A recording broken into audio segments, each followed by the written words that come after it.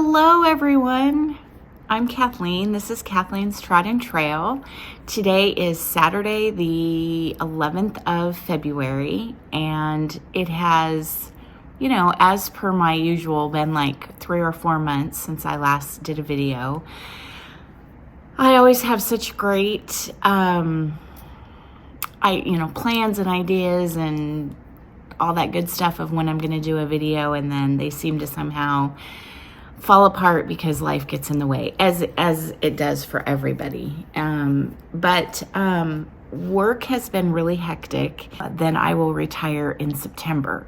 The original plan was that I was going to retire in April, and I was super excited about that. And they have asked me to stay on until September now, and I have agreed to that. They actually asked me this week to stay on for 18 months, so another 9 months past September, and I declined that. I'm ready to be done. I'm ready to retire. So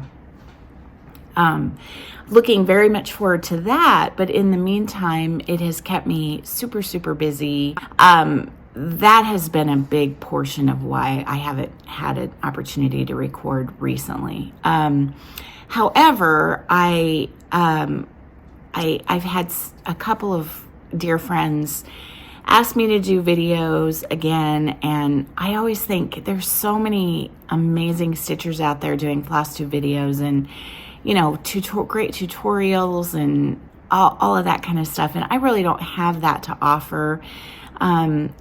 I'm the person that follows all those tutorials and watches, Vonna Pfeiffer and Elizabeth Ann Can Stitch and all of those people, and try to do things according to the way they do things. And so I think, no one really wants to hear what I have to say, and then I'll have someone write me or call or reach out and say, why don't you do a video? I really look forward to your videos. And so then I kind of feel guilty that I haven't taken the time, because everyone is as busy, everyone's busy. Everyone's in the same boat. And I think, well, all these other people find the time to do videos, so I should as well. So I'm just gonna go for it. I'm not gonna make any promises as to when my next video would be. I'd really like to do a video every 2 weeks. I think that's kind of prime, video time. Maybe every month, but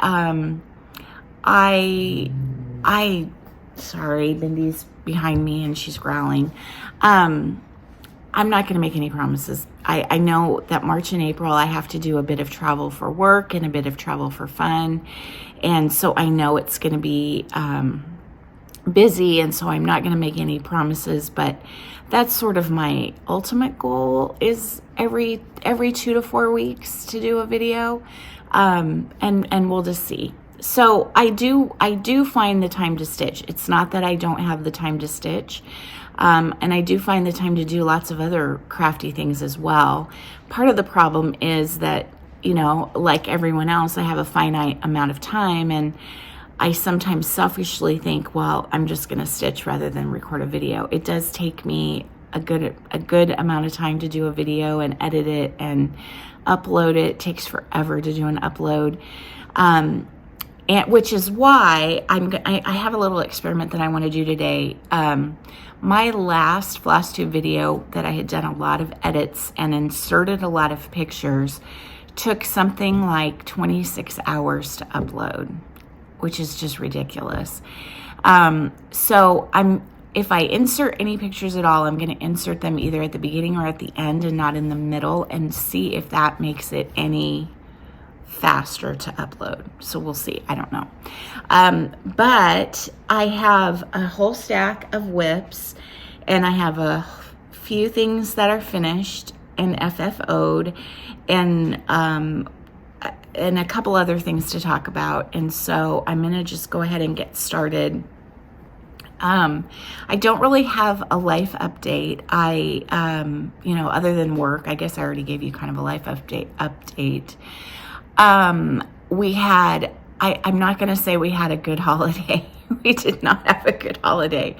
It was really rough. We came up with the idea that we would take a family vacation and travel at Christmas. We have not traveled at Christmas in 22 years, since Maddie was 1 year old and she turned 23 on the 29th of January.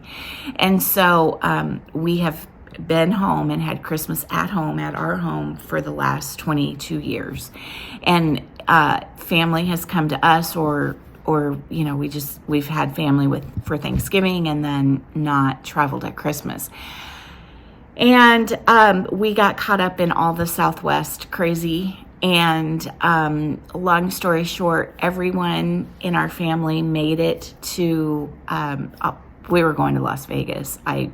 My kids had come up with this idea. They all wanted a Las Vegas trip when they turned 21, and that's just not really something we do as a family. And so they decided they wanted to go to Las Vegas, and so we all got there except for Madeline, who was coming from where she lives in Kansas City, and she never made it. And so she had something like 8 flights get canceled, and 2 of which she was boarding when the flights got canceled. So it was really rough. And so we found out on Christmas Eve, after we'd been in Vegas for 2 days, that they had canceled that 8th flight and they were not rebooking her, which that was fine. At that point, we kind of saw the writing on the wall. And so I turned around and got on a 6 a.m. flight Sunday morning, which was Christmas Day, and flew back here and met her in Omaha. Her apartment happened to end up flooding on Christmas Eve due to a burst pipe. We had severely cold temperatures in the Midwest, sub-zero temperatures for several days. And she lives on the first floor of her apartment building, and a pipe on the 4th floor flooded and, subsequently flooded all of the apartments. And so she ended up meeting me in Omaha, and she and I, it was late in the day on Christmas Day by the time we both arrived in Omaha. And it was frigid and chilly, and while we were gone, one of our pipes had also frozen, and so we had no water in the kitchen, and it was rough. And then Brian and Ryan's flights home on Tuesday, that following Tuesday, were canceled, and so they ended up having to get on a different airline and going to Minneapolis, and attempted to rent a car. And when they got to Minneapolis, no cars to be had, lines and lines of people waiting to rent cars. And so they were stranded in Minneapolis for a little while, and then were finally able to find 2 seats available on a flight to Omaha later in the day, and they hopped on those and came home. And for all intents and purposes, we were super lucky. We had the means to book flights on other airlines and fly home, and there were so many people that were stranded all over the country that never made it to family. Some portion of our family was together the whole time, and so I really have no complaints. Southwest did refund 100% of the money that we spent on those flights that were canceled, and so hopefully they're fixing things. It will be a while before I can fly on Southwest again, but hopefully they'll turn things around, and it'll be okay. I just feel really bad for the people that ended up spending Christmas in the airports or who knows where. I mean, it was horrifying. So it was a really rough go for lots of people. So that was it. Thanksgiving was fine. I don't know if I've talked to you since Thanksgiving or not, but Thanksgiving was great. And Christmas was a little rough, but things can always be worse, right? And it's so interesting to me, because I've noticed this in life that whenever you think things are really bad for you, and you're having a really bad day, really bad week, really bad month, really bad holiday, whatever, you always end up hearing stories of people who have it a million times worse, right? And so, I'm super grateful that that we were able to, I was able to make it back here and be with Maddie, and she wasn't completely alone. and the rest of my family stayed in Vegas and had a great time, and that was fine. Now, while I was there, so one of the things I wanted to do was go to Stitcher's Paradise in Vegas, which, come to find out, is just about 4 miles off the strip where we were actually staying. And so Caitlin, I mean, we just all felt so bad, and my oldest daughter was very sensitive to the fact that I was really struggling with leaving part of my family to go be with Maddie, and it was a hard pull as a mama, and so we had Saturday morning. We got into Vegas Friday at noon, and then I had kind of Saturday morning free. The boys wanted to go do sports betting, and Caitlin and I had no desire to do that. I gambled nothing. Caitlin gambled $1 the whole entire weekend, and the boys did a little bit of sports gambling, but that was really it. We're just not big gamblers. We saw some shows and ate some wonderful meals, and it was just time together. Stayed in a really nice hotel. It was just time together as a family. But so she made it happen that I don't know what you mean by she and I went to Stitcher's Paradise on Saturday morning, and that was such a delight. The lady there, oh gosh, and I'm going to forget her name, but it was not the owner who was there that day, but her number one gal was there, and it was just, so many beautiful things. And I was really delighted in all their fabulous needlepoint. They have a small room off the main kind of room, and wonderful needlepoint. I didn't buy any of the needlepoint because I have so much unfinished needlepoint, but there was a stocking that I absolutely fell in love with, a needlepoint stocking, and she said, if you change your mind, I'll ship it to you. So, and she was just so helpful and so great. And it was fun because we were able to pick out some things for Caitlin that I'll stitch for her, hopefully in the next year. And she was able to see some things in person, because a lot of times I'll send her something and say, do you like this? And she's like, I don't think that's really my style.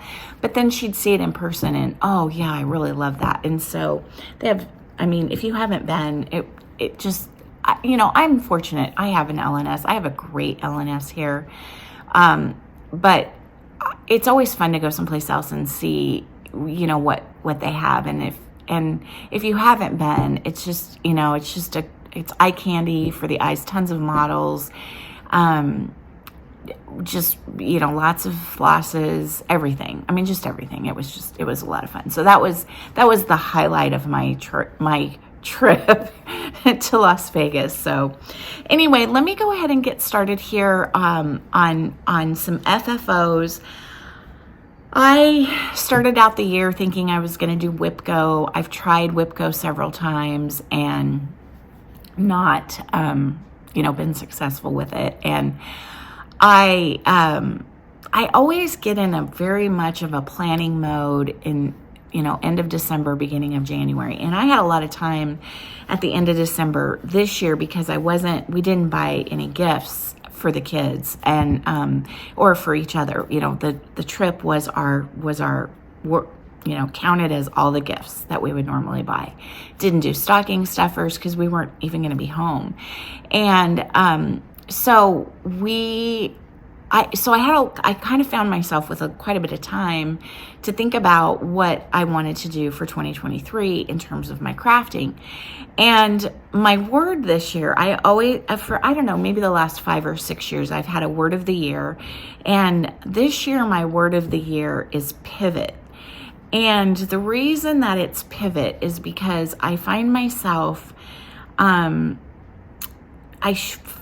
figured out, and kind of as we mature and get older and grow up or whatever, we kind of learn about ourselves, right? And I figured out that I really struggle when plans change. I am a planner, sort of a planner when it comes to stitching and crafting, but also kind of not, and that's really interesting. I don't really know anything about what is that called, horoscopes or astrology. I don't really know anything about astrology and don't really believe in it, but I am a Gemini, and Geminis are split personality, right? Twins, two kind of competing personalities. And I kind of think that I have that, where I have that really, I enjoy and I really get inspired by that sort of, oh, I feel like working on this today. And, I wake up in the morning, and I definitely wake up in the morning and have really strong feelings. It's almost the first thing I think about. What am I going to work on today in terms of crafting? Even if I know I am only going to have an hour, or maybe I'm going to have most of the day. But I definitely, I wake up, I kind of think about two things. What am I going to eat today? And what am I going to craft, or what am I going to work on? What am I going to, do? And and a lot of times I'll wake up and just something will trigger, or, whatever. And I'll think, oh, I want to work on that. And it's likely not on a WIPGO board, or it's likely not in a chart of some sort, or in a planner, or whatever. And so I have that, but then I also really do like to plan, and maybe it's just the time frame of my plans, where I just kind of like to, have a plan for the day, maybe not a plan for the month kind of thing. Now, I do love a start plan. So like I'm doing the Brenda Gervais, I'm going to forget what it's called, but Somi Sarah and Joanita are doing a sale starting on February 14th, and it's a Brenda Gervais. I want to say Rejoice, and that might be it. I'm so excited for that, but to be kind of stuck by a board, I struggle.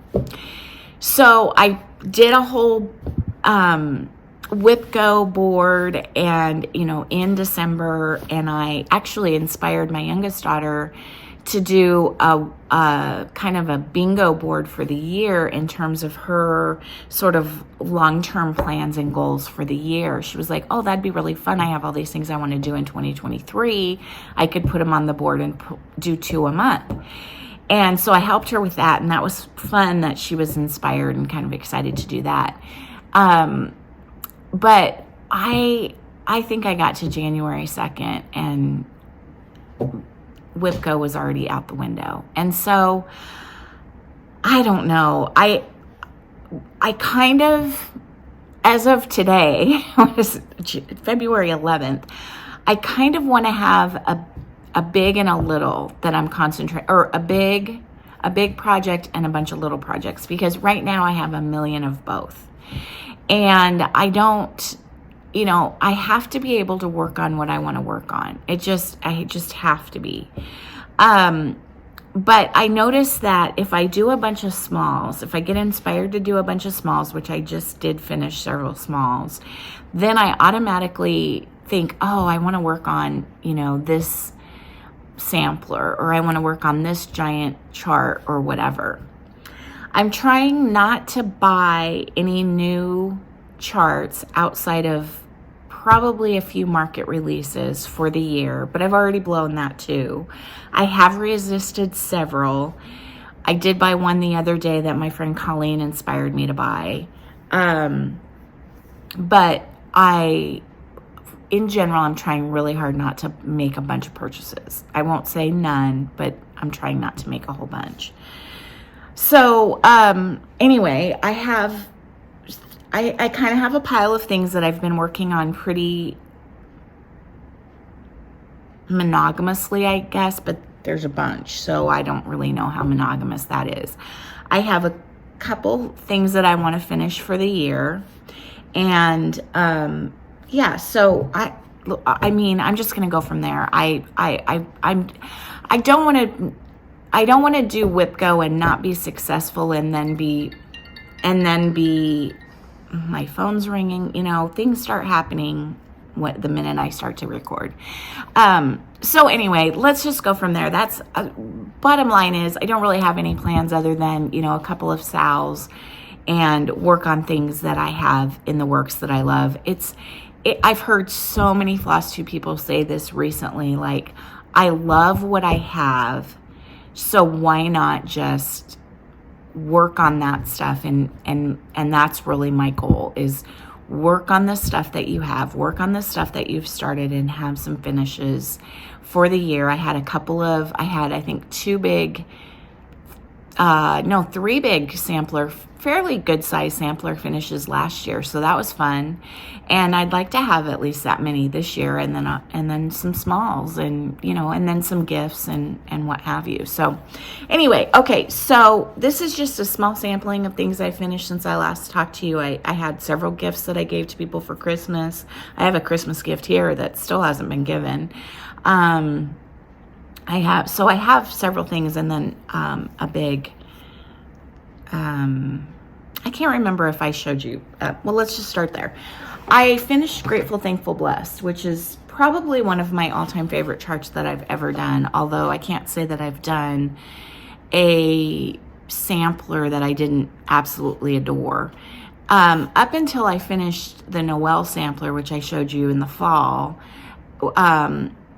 which was probably one of my oldest whips, the Brenda Gervais Red House sampler, I think it's called, with the two blue birds on either side. That was my biggest sampler, and it's not very big. So I finished that, and then early last year I finished the Rejoice Evermore sampler and it may not even have been called that. It was the morning sampler done in black. Oh, I may have finished that for sampler September in the fall of 20. I'm not sure. I don't remember. I'm looking at it. My sampler wall is back there. But that was a pretty good size one. That's the one that has the bull at the bottom, and it's kind of it's a neat sampler. It's a really neat sampler. But anyway, so I started Grateful, Thankful, Blessed at the very first Midwest retreat that I went to, which I think was maybe the second retreat ever. And Michelle Rudy was working on it, Farm Girl was working on it, and I just fell in love with it. And so I got it and started it. And I really struggled with it for some reason. I don't know why I struggled to finish it. I could not find I think the deal was that I couldn't find the whatever floss Brenda called for the house. And so I think this is right, I ended up using Copper Penny and something else, and like mixing and matching them, because I wanted the house to be really modelly and look old and whatever. It's kind of an orange house, and I love that. I love it. I love orange, so, but it'll stay up all year. And then let me just show it to you. There's going to be a glare because this has glass on it. Now, this isn't like FFO'd, it's just literally stuck in this frame.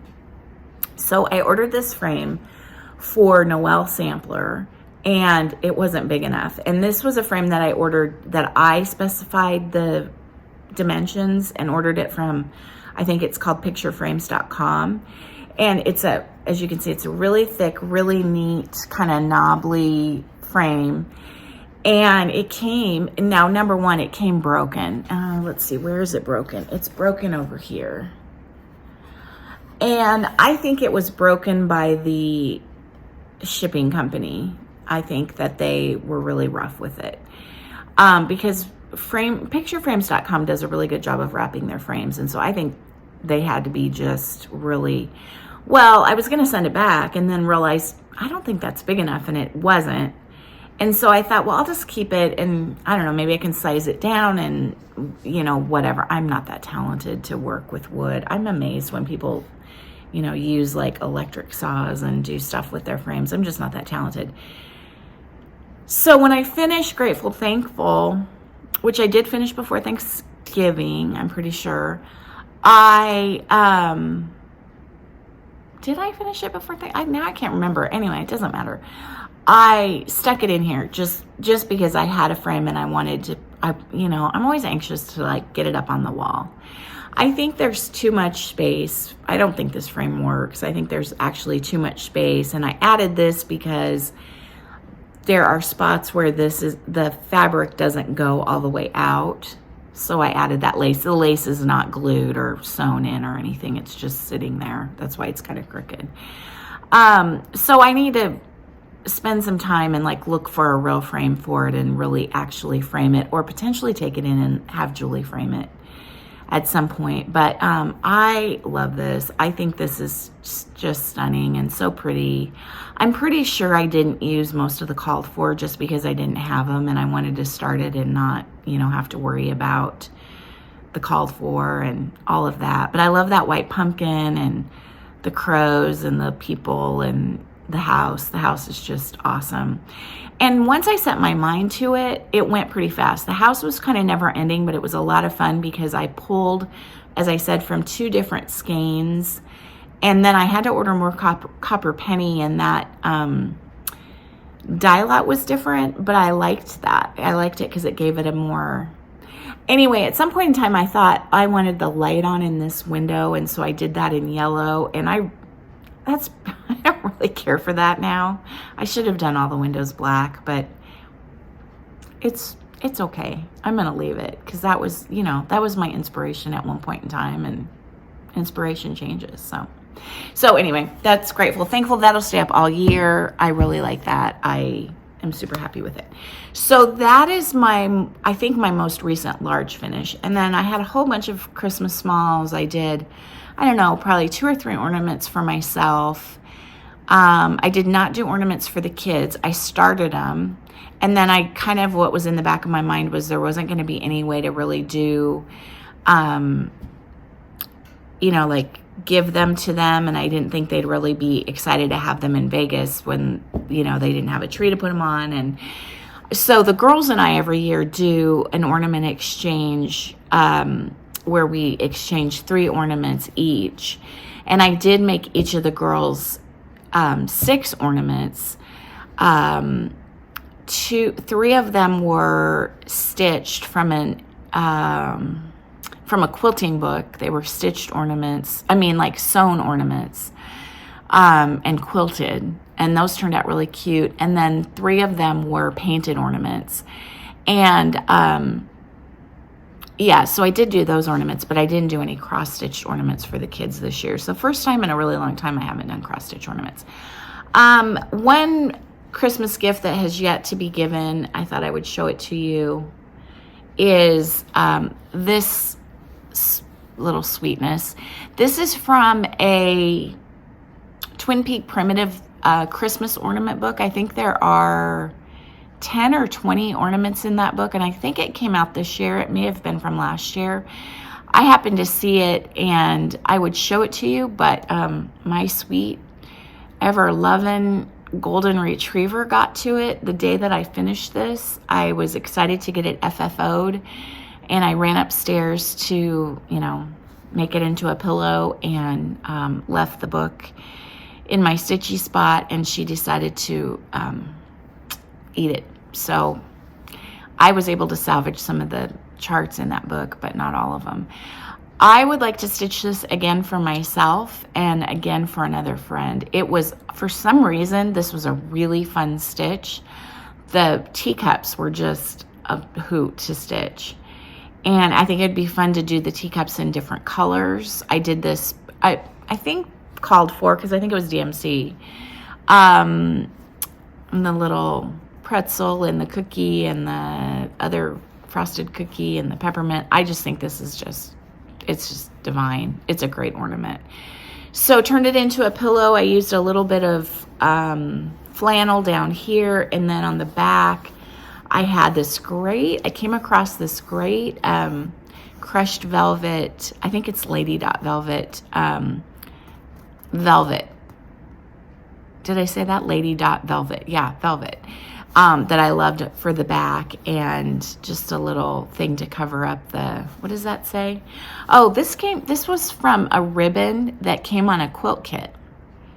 And so I think it said different types of happy, like always happy or happy always, happy, well, I don't know. And so I cut it apart, and I just thought that was cute. So anyway, that still needs to be gifted, but I'm enjoying it right now. I have it propped up right now, and I'm enjoying it.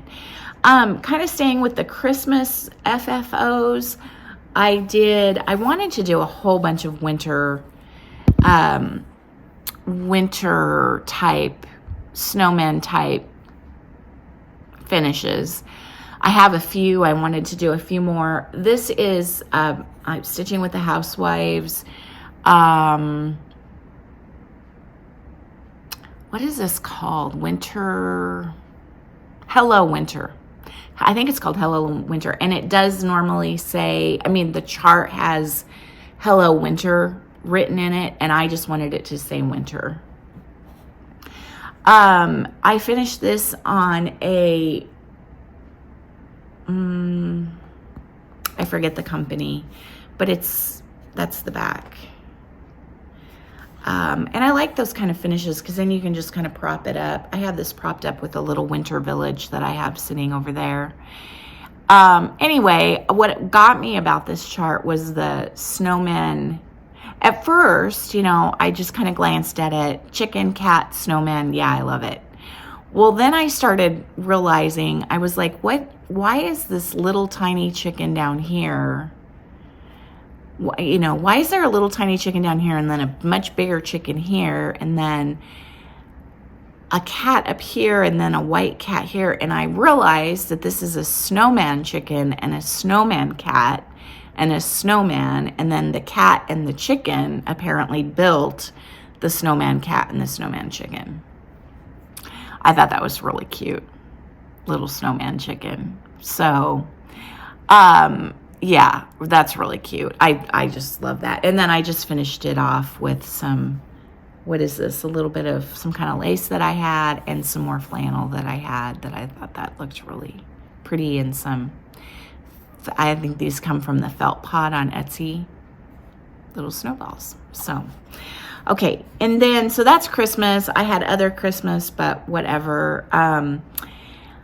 For Valentine's Day, and this has been all over social media and all over FlossTube, but Kathy Haberman does her anniversary close to Valentine freebie every year, and I didn't find out about those until a couple years ago, and I think I've done all of them. I have another one somewhere that I finished. Oh, I should go get that. Yeah, I finished a couple of these, but anyway, I'll just show you this one. It's the one that's here. So this is the one from this year, Love You Too. And funny story on this one, she released this, I want to say like on a Thursday or something, she released the actual chart. And she'd kind of been teasing it, and I'd been watching for the chart to come out. And it's a freebie and, whatever. And when she released the chart, she said, I will do either a video or I'll release the directions for finishing it. It was a pillow, but it had another little stitch piece down here on perforated paper that was really cute. And anyway, she was going to release all of that information. I had this stitched the same day, like by the end of the morning of the day that she released the chart. And I posted it on her website, not on her website, but on her Facebook page. And a bunch of people were like, oh, you're the winner, you're the first, blah, blah. A bunch of people had it finished that day, but I think I was the first person at least that posted it, that had it done that day. It was just, I love the font of the Love You Too, and hopefully this isn't backwards for you guys. I loved these two little birds. I just thought it was so cute. And then I finished it pretty much the way that she showed it, with a piece of fabric down here and, some twine there. I just put a little bit of that fabric on the back with some wool across where I, stuffed it. But so I commented, so then Kathy commented on my posting and said, hey, great that you got it done, but I'm not done like releasing everything to it. And in another day or two, I'm going to release the whole, how to finish it basically, and the other little chart that goes down here. And I was like, oh, okay, I'll wait to finish it until you release all that. And then I just couldn't. So the next day I was like, I'm finishing it. And so what I need to do is go look at her, her finishing information and see how she did and add that other piece down here. So, But anyway, it was, you know, she's a genius, and she's my favorite, one of my all-time favorites. And yeah, I just love that. And I finished another one because this year on her blog, she posted every single free anniversary freebie that she's done. And so you could download all of them if you wanted to. And so I downloaded the ones I hadn't finished, which I think was just one or two. And then I finished one of those as well, but it's over there and I forgot to bring it. I finished this last year, and I don't know if I ever showed it to you guys, and I honestly cannot remember if this is I almost feel like it's a trio, one of the house trios from, oh, who does those? Waxing Moon, maybe? Or it could also be Little Dove, or it could, it could be Priscilla, and I don't think it's Priscilla and Chelsea. I don't know. I don't remember who the designer is on this. But I finished it as a flat fold, a bad flat fold. I find flat folds very hard, and I think I'm going to have to go back and re-refer to Vanna's videos. I watched one once a long time ago, and I don't know. I remember I added this, and I think it's too much, but anyway, I really like the stitch piece, though. I think it's really pretty, and I've used some pretty red fabric to finish it. I guess it's not that bad. I don't know. It's okay.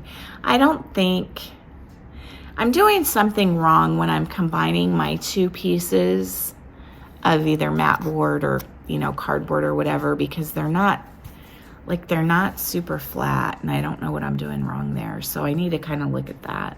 I also need to work on my corners a little bit, but anyway, and then I don't know.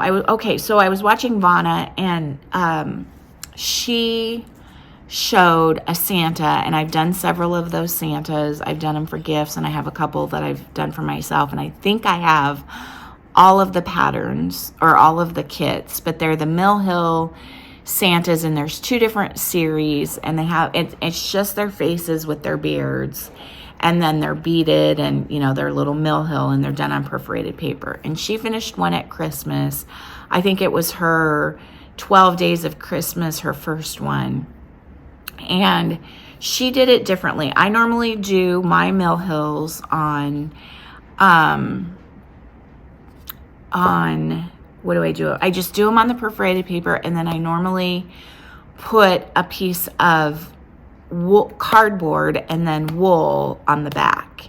I like hand-dyed wool for the back and with a hanger, and I've always loved that. But she did one of those Santas, and she showed it and talked about how she finished it, and she actually did it with 3 pieces of mat board, and then, you know, like painted, because it made it thick and solid, and it gave it a little bit of dimension, which I really liked. And then she painted around the hat red and around the beard white, and it looked really great. So I was like, well, I want to do that. And I have I don't know, a lot of Mill Hills, a bunch of them started. I have a bunch of Christmas ones. I have spring, summer, fall, a bunch of fall ones. I really enjoy Mill Hills. I usually use them as my car project. And, but I had this one. I have a new obsession with mushrooms. I don't know what it is. I hardly have anything stitched, but I have a whole bunch of charts that I bought that have mushrooms in them. And so anyway, last year when I started this obsession, I bought this Mill Hill mushroom. It's kind of almost like a little mushroom house. And I had started it, like had 10 stitches in it. And so when I watched Vanna show her Santa and how she finished it, I was like, I'm getting that mushroom out, and I'm finishing that mushroom, and I'm going to finish it just like that. You know, in typical Kathleen fashion, I did not have half the stuff that Vanna said. You need these things if you want to finish your Mill Hill ornaments these ways. But I'm always like, I can make it work. I never can make it work. I'm delusional. So I didn't have any mat board. I thought I had sticky board, and I was like, well, I'll just use sticky board. Well, I didn't have any sticky board. I don't know. I thought I did. I don't know. Anyway, but I had a whole bunch of cardboard and I thought, oh, I can use cardboard and make it work. Well, cardboard doesn't work because cardboard isn't solid. Cardboard is like,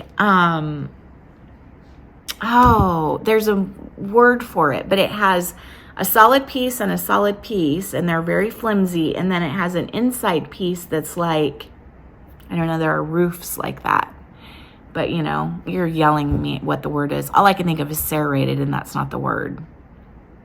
Corrugated? Is that the word? I don't know.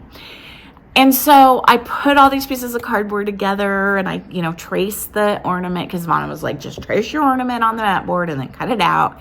And I specifically bought a pair of scissors, I don't know, about 6 or 8 months ago that can cut anything, pretty much. And so I cut out, you know, using my special scissors. And then I thought, well, that's not going to work because there's no way to paint that. Like, it's not solid. So then I thought, well, what if I use my glue gun and I fill it all in with glue? And then I also tried like rickrack and lace and chenille ribbon and all that stuff, and nothing looked right. Nothing was the right color. So I forged ahead. It just looks like a 5-year-old did it. Okay, let me show you. This is the ornament itself is super, super cute. It turned out, except that, I don't know, you can't really see the beading in it. So all the spots on the mushrooms are surrounded by white beads, and those just make it look really great. I have 2 major errors in here, but of course I just forge ahead. I don't unstitch. I reversed the 2 reds. So the darker red is supposed to be on the outside and the lighter red on the inside. Screwed that up. And then I reversed the colors on the door. So the darker part of the door is supposed to be on the outside, and screwed that up. I think everything else is pretty much correct. I was surprised at how quickly the back stitching went. Typically, I haven't done a lot of back stitching on Mill Hill ornaments, and this one had quite a bit, but it worked. So there's the sides, and I also didn't have any red paint, acrylic red paint, so I have to go get some of that. But those sides just look like, and then I just put a piece of plaid, paper. What do you call that? Paper, plaid. Anyway, all I can think of is stationery. It's not stationery, but that kind of paper on the back. So here's the good part is I had one little tiny piece of sticky board, and I was able to, well, I could be wrong about that. I put the stitched piece on the sticky board. And so I think, I don't want to do it here on camera, but I think I can just pull this off the sticky board. I did not glue. So in other words, this isn't hot glued to the sticky board. It's just stuck on there, and it didn't seem like it was very sticky. So I think I can just pull this off of there and then do something completely different with it, or go get mat board. Anyway, it was just a bad idea all around. I also didn't have a really appropriate ribbon for hanging this. I need to get some plain tiny ribbon for hanging ornaments, but it still turned out really cute. I mean, my finish is awful, but whatever, it's fine. And yeah, I may not be able to pull this off of here. I don't know. I may not. That may be, I may have to restitch that. Okay, before I should just do 2 videos. We're almost done an hour. This is going to take forever to upload. That's what I'll do. I'll do 2 different videos and maybe upload this one today and upload the other one tomorrow. But before I finish this one, I have to show you, and this is going to be something that stays out year round, and I'm just going to incorporate it into the rest of my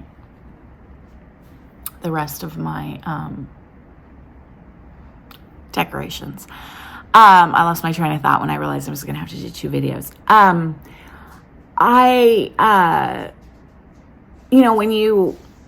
I started raising chickens. Let's back up a second. I started raising chickens in the spring of 2021.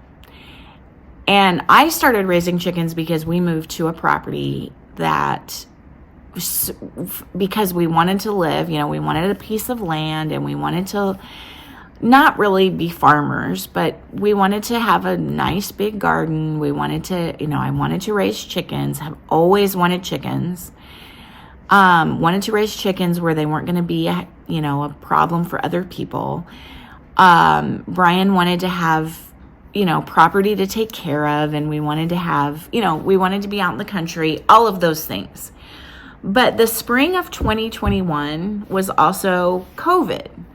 And so there were a lot of people that were, were new chicken people, and kind of, I think, dove into chicken keeping because it sounded fun, and they were working from home, or their kids were home, doing school online, and they wanted chickens. They wanted those cute baby chicks. And so it was actually even hard to get chickens, to get baby chicks, day-old baby chicks, online, because they were all sold out when I went to order them. From all the major companies were sold out when I was going to wait, and come to find out you really need to order your spring chickens in the fall. And there was a really, really big learning curve to raising chickens, or to chickens. And what I'm finding is that now, 2 years later, post-COVID, or, 2 years later, post that first year, because I think in 20, when COVID really hit and all the lockdowns started, everybody thought this was going to last for 2 weeks, and then, life was going to go back to normal, and it didn't. And so I think it was that, after that first year of COVID, that people started doing things that were different, like raising chickens. So anyway, raising chickens is so much different than I thought it was going to be, and in most ways, so much more rewarding and cool to me than I ever thought it was going to be. I mean, I really wanted to raise chickens because I thought it was something I could do. I did some research in the beginning, but really I did the bulk of my research after I got the chickens, when I started seeing, okay, what do you do about this issue? What do you do about this issue? How do you, whatever. And I just adore. I love my chickens. I don't know how else to say that. And people think I'm nuts. And I am a crazy chicken lady. I mean, I just am. But I just adore my chickens. I find them fascinating and amazing, and just one of the things I've said, and I have many friends who are, sorry, I'm hoping he'll stop. I have several friends who are atheists, and all due respect. Sorry, I had to go let the dog out because he started being obnoxious. One of the things that I've said is that for me personally, I can't look at my chickens or spend any amount of time with my chickens and question that there's a God, because the things that they do, their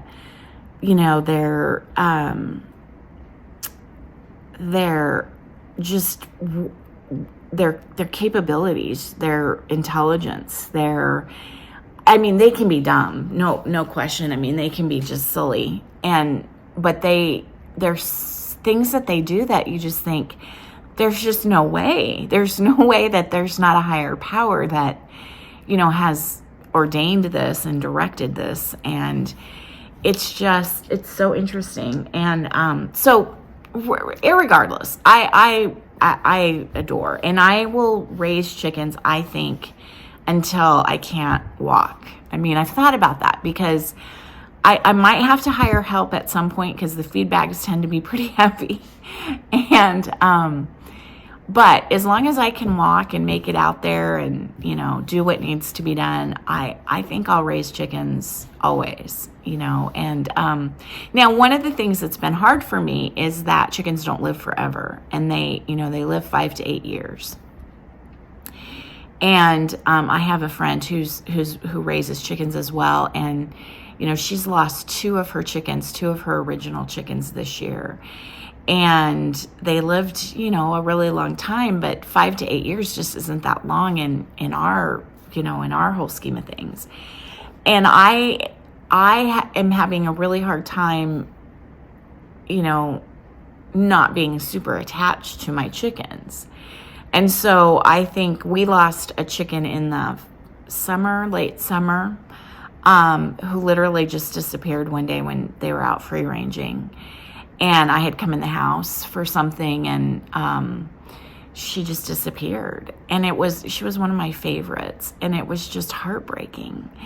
And I've come close to losing two others due to one due to an eye problem and that got infected, and actually took her to the vet, and she had to have surgery and antibiotics and fluids because she was severely dehydrated. I mean, it was really scary. And you do get super attached. I mean, I know lots of people that have chickens that are not attached to their chickens, and the chickens are just the means to the egg or the meat or, whatever. But we don't eat our chickens, but we eat their eggs. All this to say, I think because I talk about the chickens all the time, at one point, over the holidays, I don't remember if it was Thanksgiving or Christmas or whatever, my kids were whispering, and, we were all together, and they were whispering, and I kind of got the tail end of it. And basically they were saying, they were laying bets on how long it would take me to bring up the chickens, or how many times I was going to talk about the chickens in that conversation. And so they think it's cool. They are not interested, really. Kaylin kind of is interested in chickens, but Ryan and Maddie definitely really don't care about the chickens. But they think but they like the eggs, and they think it's cool that I have chickens. But anyway, all of this to say, I think I'll always have chickens. But when you start, with something like this, and you get interested in it, and you get, becomes kind of a part of your life, let's say that, and you talk to your friends about it, and you give people eggs, and whatever, or you can't do something because of the chickens. I'm sure all of my friends have heard, well, I can't do that until this time because I have to tuck the chickens in. Then you sort of start getting a lot of gifts that are chicken related, or at least that's my experience. And so I have gotten a lot of really, really cool chicken things. And I've gotten some kind of weird chicken things too, but a lot of really beautiful, neat, just really cool chicken things. In fact, at the beginning of the video, I'll insert a picture of, sorry, I hope I didn't make anybody sick there. I had to then let the dog in. And now the other dog has a toy that's kind of loud. And so at the beginning of the video, I'll insert a picture of something I got for Christmas from a friend, a picture of a chicken that she found in a resale shop. And I just love it. So that, again, all that to say, for Christmas, I received this stitched chicken. Now, I had the pattern. I had the chart, because as soon as I saw the chart, I don't even remember who the chart is by. It might be Brenda Gervais. I'm not sure. I don't think that's right.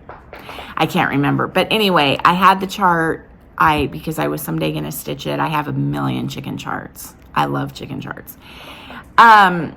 But she stitched this for me, and this is a friend that I think, and I didn't ask her if I could say her name, so I won't, but it's a friend who I think gets my, I don't think she gets my thing about chickens. I think she thinks it's kind of interesting, interesting that you're that attached to chickens, but And I think she respects it, and I think she thinks it's kind of cool, but I don't think she really gets it, but she gets me. Does that make sense? Like, anyway, she stitched this for me. I can't even. I just love it so much. I just can't even. I mean, I could cry.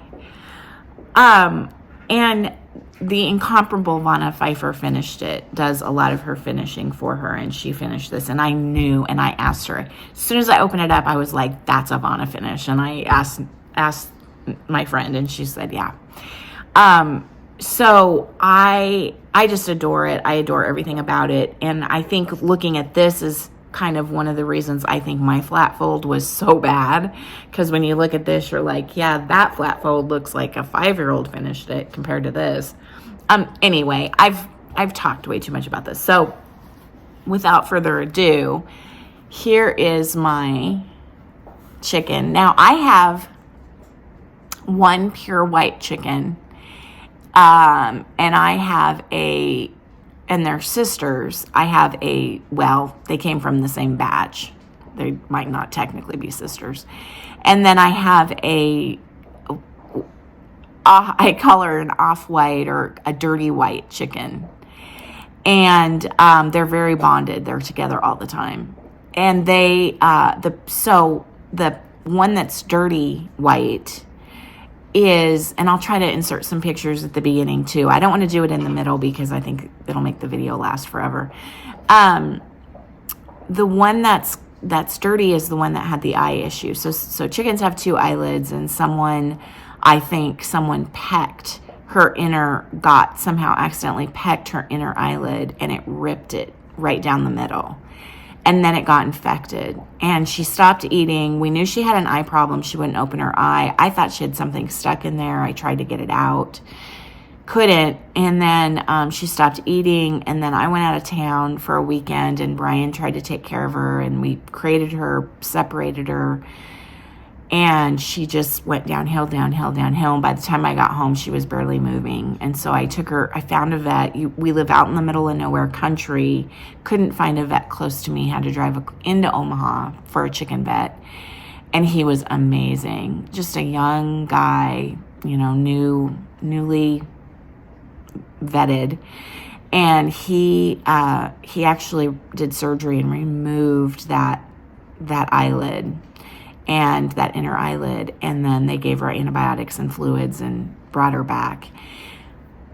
And she's one of my favorites. She has this weird looking eye, and I don't know if she can see out of it. It's like kind of a weird cloudy blue eye now, and it looks very different from her other eye, but she's fine. And and sometimes she will kind of side eye you because she can't see out of this eye. But regardless, I named the all-white chicken Mary, and I named the dirty white chicken Margaret. And but we call her Margie, and she's just a little feisty, like just a little stinker girl, and I just love her so much. I love Mary too. Mary's super sweet. They're probably 2 of the sweetest chickens I have, both of them. They're just both very, very sweet. So anyway, this reminds me of Mary because she's kind of pure white. But anyway, it's just so beautiful. The stitching, it's 1/1. I think it's 1/2 on 40 count. If I can I think it's 1 strand. Which my 1 strand never looks that good. I don't know. Her stitching is just phenomenal. And then here's the finish by Vanna. Blue is my favorite color. I decorate a lot with blue in my house. So anyway, I just adore that. And yeah, like I said, that will stay up year round. And yeah, so, okay, well, let's do this. I'll put this stuff away. I have my whips here. I will get those out. I'll film that, and then I'll edit the first video and get it uploaded, and then I'll edit the second video and get that uploaded maybe tomorrow. Okay, guys, talk to you soon. Bye.